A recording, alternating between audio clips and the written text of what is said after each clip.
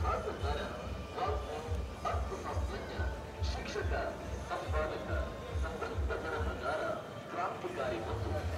भी तो बोलना चाहिए ना। तो मैं आपसे बुलवा रहा हूँ, मैं क्या बोलूँगा, ये तो सरस्वती मुझे प्रेरणा देगी। हिंदी भाषा में बोल रहे थे, मुझे समझ में कुछ नहीं आ रहा था, लेकिन 14 दिन लगातार उन सिंधी बंधुओं के बीच में रहने के कारण मुझे वो भाषा समझने का अभ्यास हो गया। अभी यहाँ मैं 1-1.5 घंटे से बैठा हूँ। जो कुछ भी आप अपनी भाषा में प्रस्तुत कर रहे हैं, मैं कुछ बातों को भूल भी जाऊँ, क्योंकि शब्द मुझे गड़गड़ गड़गड़ सुनाई पड़ रहे थे, वो समझ में नहीं आ रहे थे, लेकिन आपके भाव समझ में आ रहे थे। इस आयोजन की समापन की बेला में जो शौर्य के महत्व को आप रेखांकित कर रहे थे, देश की एकात्मता, अखंडता और सामाजिक समरसता के स्वर यहाँ आप सबके मुख से फूट रहे थे। मैं उन स्वर को ग्रहण करने का प्रयत्न कर रहा था। ये हमारा देश भारतवर्ष है। हम इस देश की एकात्मता, अखंडता और सामाजिक समरसता के लिए निरंतर संघर्ष करते रहते हैं। चाहे हमारा राम जन्मभूमि मंदिर का आंदोलन हो, चाहे धर्म स्थान मुक्ति यज्ञ समिति के माध्यम से देश के 36,000 स्थानों के लिए संकल्पबद्धता हो, सबके पीछे एक ही भाव था, ये स्थान तो मुक्त होंगे, क्योंकि हमारे संघर्ष में शक्ति है, हमारे संगठन में शक्ति है, और ये युग संगठन का युग है। मेरा भारत स्वतंत्र है। आज वो परकियों की बेड़ियों में जकड़ा हुआ नहीं है। हम स्वतंत्र भारत के नागरिक हैं। जिस पीढ़ी ने भारत की स्वाधीनता के लिए संघर्ष किया था, वो पीढ़ी अब हमारे बीच में नहीं है। लेकिन कुछ लोग हैं अभी जिनको देखकर हमें प्रेरणा मिलती है। विश्व हिंदू परिषद और बजरंग दल के युवा साथियों ने मिलकर शौर्य यात्रा पूरे भारत में, भारत के सभी अंचलों में, सभी प्रांतों में, सभी क्षेत्रों में निकाला और एक जागरण किया। जागरण है हिंदुत्व का, लेकिन जब हिंदुत्व जागता है तो इसका अर्थ होता है कि मेरा देश एक हो रहा है, क्योंकि इस देश को एक और नेक बनाए रखने की जिम्मेदारी जो इस देश की आबादी में 85 और 90% का मान रखते हैं उनकी है। जो तोड़क शक्तियां हैं, जो विदेशी ताकतों की हस्तक बनी हुई हैं, जो इस देश के ताने बाने को तोड़ना चाहती हैं, मेरे मित्रों ने अपने शब्दों में कहा है। मैं उनका विश्लेषण नहीं करूंगा, केवल आपको स्मरण कराना चाहूंगा। पूरे देश में लव जिहाद की एक लहर चल रही है। उस लव जिहाद के कारण हमारे मन में हमारे देश की एकात्मता के प्रति आशंका है कि कहीं ऐसा न हो कि ये हिंदू समाज सोता रहे। हिंदू समाज का शौर्य जगाने का ये वक्त है, अनुकूल समय है, जब देश में 7 समुंदर पार करके गोरी चमड़ी वाले फिरंगी ने अपने देश में, हमारे देश में अपने उपनिवेश स्थापित कर लिए थे। वो तो व्यापार की दृष्टि से आए थे, लेकिन उनका व्यापार, उनकी तीक्ष्ण बुद्धि इस देश की एकता और अखंडता को छिन्न भिन्न करने लगी। तब भी हमारे देश के हमारे पूर्वजों ने अपने अंतर मन के शौर्य को जगाया था। मुझे सुभद्रा कुमारी चौहान याद आती हैं। वो अपनी पंक्ति से, अपने गीत के माध्यम से लिख रही थी, चमक उठी सन 57 में वह तलवार पुरानी थी, बूढ़े भारत में भी आई फिर से नई जवानी थी। इस देश में जवानी और जवानी का जज्बात पैदा करने का प्रयत्न हमारे पूर्वजों ने किया, हमने भी किया। राम जन्मभूमि मंदिर आंदोलन, ये मंदिर निर्माण का आंदोलन तो था, और उस आंदोलन के पुरोधा आज स्वर्ग में बैठ करके मंदिर निर्माण की पूर्णता और मंदिर में भगवान श्री राम की प्रतिष्ठा और उस भव्य आयोजन की प्रतीक्षा कर रहे हैं। वो कहीं नहीं गए हैं, वो हमारे बीच में हैं। सूक्ष्म रूप से हमारे बीच में, हमारी चेतना में, हमारे अवचेतन मन में वे सारे लोग समाये हुए हैं। इसलिए शौर्य यात्रा के माध्यम से हम उस काल का भी स्मरण कर रहे हैं जिस काल में यहाँ की शौर्य, यहाँ की वीरता, यहाँ का पराक्रम, यहाँ का विक्रम, ये सब जागा हुआ था। यह सोना नहीं चाहिए। कोई भी राष्ट्र जब अपनी शौर्य परंपरा को भूल जाता है, कोई भी राष्ट्र जब अपने पराक्रम को भूल जाता है, कोई भी राष्ट्र जब अपने जीवन मूल्यों का विस्मरण करने लगता है, वह राष्ट्र छिन्न भिन्न हो जाता है। आज सभी परिस्थितियां हमारे अनुकूल हैं, हमारा तंत्र है, हमारा शासन है, लेकिन इसके बाद भी कई ऐसी धरतियां हैं हमारे देश में जहां कहा जाता है बजरंग दल को प्रतिबंधित कर दिया जाए, जहां कहा जाता है विश्व हिंदू परिषद पर प्रतिबंध लगाया जाए, जहां कहा जाता है कि हिंदुत्व देश का गला घोट रहा है, हिंदुत्व भारत के संविधान के ताने बाने को तोड़ रहा है। ये अनर्गल प्रलाप कर्नाटक में भी चले हैं, ये अनर्गल प्रलाप उत्तर प्रदेश में भी चले हैं, ये अनर्गल प्रलाप बिहार में भी चला है, ये अनर्गल प्रलाप भारत के अनेक प्रांतों से आ रहे हैं। लेकिन हिंदू सोया नहीं है, हिंदू जाग रहा है। हम स्वतंत्र भारत के हिंदू हैं और उससे भी बढ़कर के हम 1992 के बाद वाले हिंदू हैं। इसलिए हमने अपने शौर्य को, अपने पराक्रम को 1992 में 6 दिसंबर के दिन देखा था। इसलिए जब जब भी 6 दिसंबर आता है हम उसे शौर्य दिवस के रूप में मनाते हैं। हमें बलिदानों की चिंता नहीं है, ये देश बलिदानियों का देश है। आज भी आवश्यकता पड़ेगी अपने स्वाभिमान की रक्षा के लिए, हम कमर कस लेंगे अपने बलिदान के लिए। हम बलिदान से पीछे हटने वाले लोग नहीं हैं। इसलिए मैं कर्नाटक के नौजवानों का आह्वान करता हूं कि आपने शौर्य यात्रा के माध्यम से समापन की इस बेला पर अनेक संत महापुरुषों को, अनेक विचारकों को बुलाया है, अनेक संगठनों को बुलाया है। वे तरह तरह के विचार आपके सामने दे रहे हैं और उन विचारों को श्रवण करके हमारे देश की एकता पुष्ट होती है। आज पूरे देश में जातिवाद का झंडावाद अपने पर फैला रहा है, जबकि मैं कहना चाहूंगा कि सनातन की कंसेप्ट जातिवाद पर आधारित नहीं है। सनातन की कंसेप्ट, सनातन की अवधारणा वर्ण की व्यवस्था तो करती है, लेकिन वर्ण की व्यवस्था में भी हम कुछ भी अवैज्ञानिक नहीं बोलते, अवैधिक नहीं बोलते हैं। इसलिए समाज को जोड़ने का अर्थ होता है राष्ट्रांतरण। इसलिए किसी भी कीमत में हमें इस मतांतरण के कुचक्र को रोकना होगा, लव जिहाद को रोकना होगा। उनके मंसूबों पर पानी फेरने के लिए ऐसी शौर्य यात्राएं छोटी बड़ी निकाल करके और समाज को संगठित करने का काम करना होगा।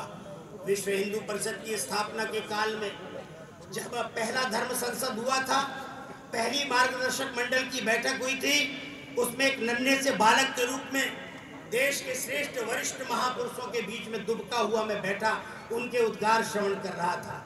महापुरुषों ने कहा था कि विश्व हिंदू परिषद के कौन कौन से काम होने चाहिए, विश्व हिंदू परिषद को अपना कौन सा काम अपने हाथ में लेने चाहिए।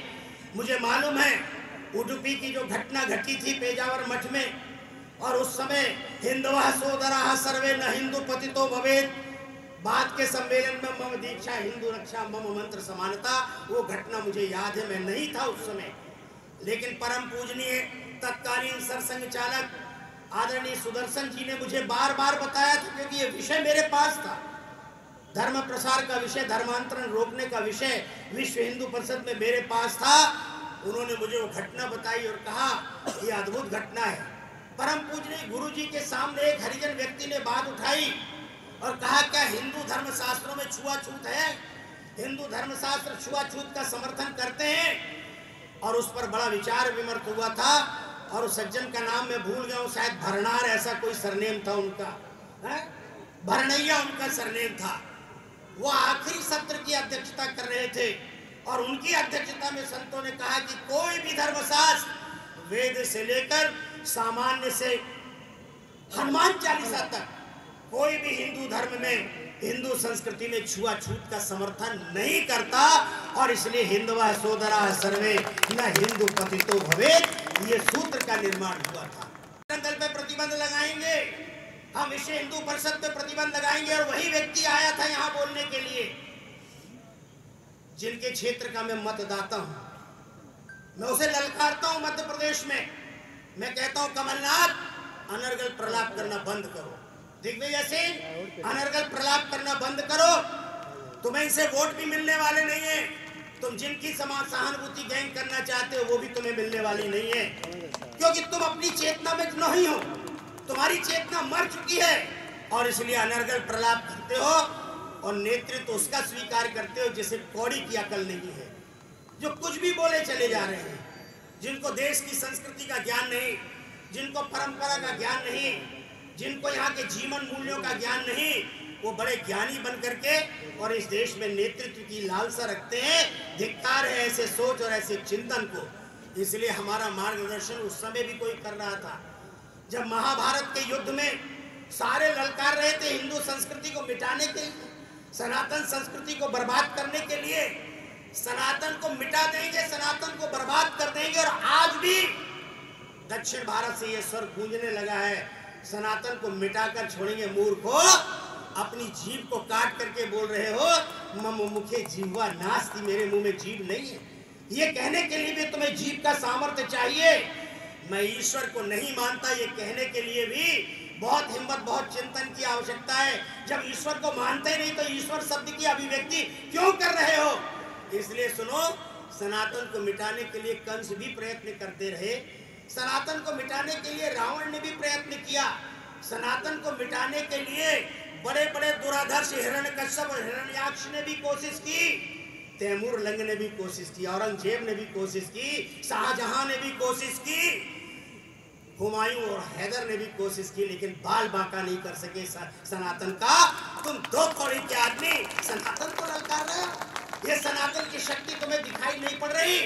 हर व्यक्ति के अंदर, हर प्राणी के अंदर सनातन की शक्ति निहित है और तुम जो बोल रहे हो सनातन की शक्ति के आधार पर ही बोल रहे हो। इसलिए अनर्गल प्रलाप इस देश में बंद होने चाहिए।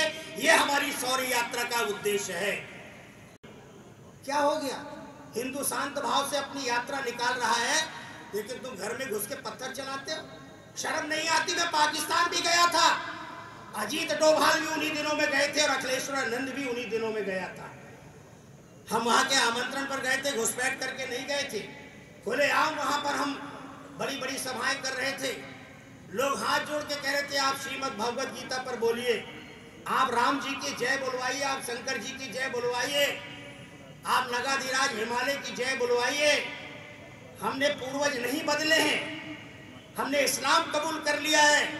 और नई नई उम्र के लड़के हमसे कह रहे थे हमारा तो जन्म ही इस पाकिस्तान में हुआ, इसलिए हम जो आप जय बुलवाते हो लोगों से भगवा ध्वज की प्रार्थना करने के बाद भारत माता की जय, वो हम नहीं बोल सकते। इसलिए उससे आप परहेज करिए और जितनी जय जयकार आपको बोलना है गंगा यमुना सरस्वती की आप बोलिए। लौट करके हम आए, विश्व हिंदू परिषद के सामने प्रस्ताव रखा गया कि अखिलेश्वरानंद को संगठन मंत्री बना के भेज दो वहां पर। मैंने कहा जिंदा वापस नहीं आऊंगा, ये याद रखना। लेकिन ऐसे बीज हम बोकर आ गए हैं वहां पर कि आज पाकिस्तान विभाजन के कगार पर खड़ा हुआ है, टूटना चाहता है और टूट करके वो अपने मूल धरती से मिलना चाहता है। लोगों ने पूछा था इस आवाम को आप कोई संदेश देना चाहेंगे? आपकी यात्रा का समापन हो रहा है।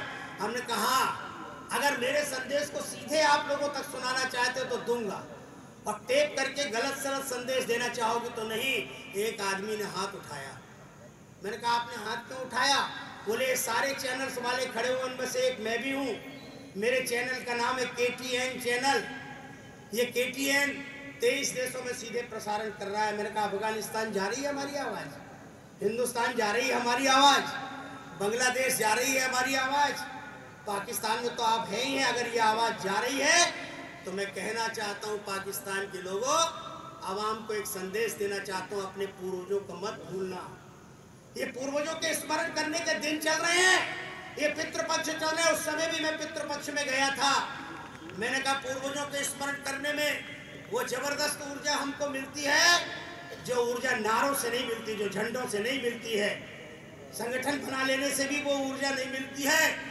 लेकिन पूर्वजों के स्मरण में इतनी ताकत है कि अगर बर्लिन की दीवार टूट करके दो मुल्क एक हो सकते हैं तो हिंदुस्तान और पाकिस्तान का ये कृत्रिम विभाजन एक दिन टूट जाएगा। आज बलूचिस्तान अलग हो रहा है, आज सिंध प्रांत अलग हो रहा है।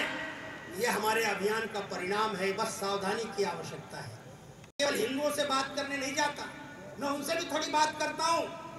तुम्हारा और हमारा DNA कभी चेक कराया है क्या?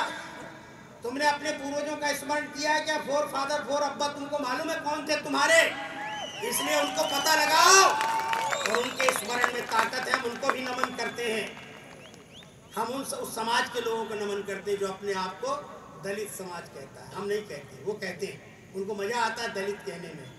मैं उनसे कहता हूँ मैं तुम्हारे पूर्वजों को प्रणाम करता हूँ, जब मुगल सल्तनत थी यहाँ पर, मुगल हुकूमत थी यहाँ पर, तब कहा था कि आप हमारे सोल्जर्स बन जाओ, इस्लाम स्वीकार कर लो, हम तुम्हारे ओहदे दे देंगे, बड़े बड़े ओहदे कर देंगे, और अगर इस्लाम स्वीकार नहीं करोगे तो गंदी बस्तियां रहने के लिए देंगे, सुअर पालने के लिए देंगे, बजबजाती नाली के पास तुम्हें निवास देंगे, तुम्हारे साथ अत्याचार करेंगे। मैं उन लोगों से कहना चाहता हूं, उन पूर्वजों का दिल तो देखो, उन्होंने कहा हम सुअर पाल लेंगे, हम गंदी बस्तियों में रह लेंगे, हम सारी यातनाएं सह लेंगे, लेकिन हम सनातन को नहीं छोड़ेंगे, हम हिंदुत्व को नहीं छोड़ेंगे। वे सारे कौन थे? वे सारे क्षत्रिय थे, इसलिए आज उनको उनके पूर्वजों का भी स्मरण कराने की आवश्यकता है। गोले आएंगे, बोफोर्स